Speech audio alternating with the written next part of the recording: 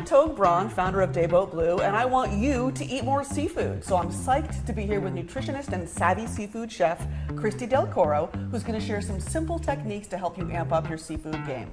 Thank you so much for having me, Togue. I'm so excited to show everyone some easy ways to cook seafood at home. All right, well, let's get to it. I'm Christy Del Coro. I'm the nutritionist and chef for Dayboat Blue.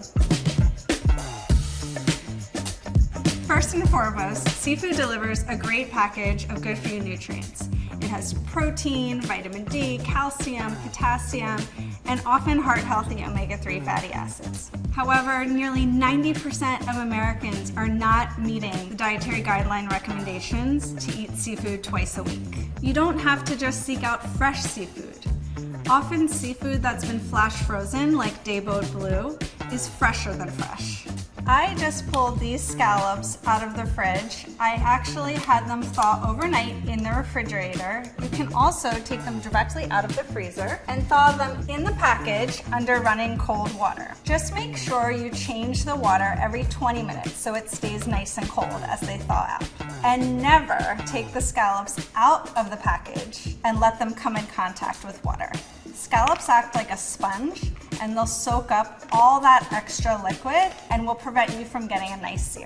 You'll see in most recipes that there's a recommendation to pat scallops dry before cooking. That's to soak up any excess moisture that there is. And that's because over 90% of US sea scallops that you'll find in your grocery store come from trip boats. And those boats are out at sea for over a week at a time, and the scallops are sitting in melting ice, soaking up all that extra liquid. These Dayboat scallops have not been in melting ice and are very dry and don't require any patting beforehand.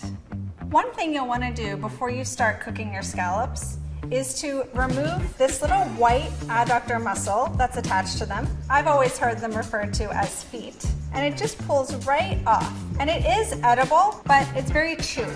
If you don't want to throw these out, you can throw them into a seafood stock or pasta sauce. And in fact, the Dayboat Blue website has some great recipes for what you can do with these scallop feet.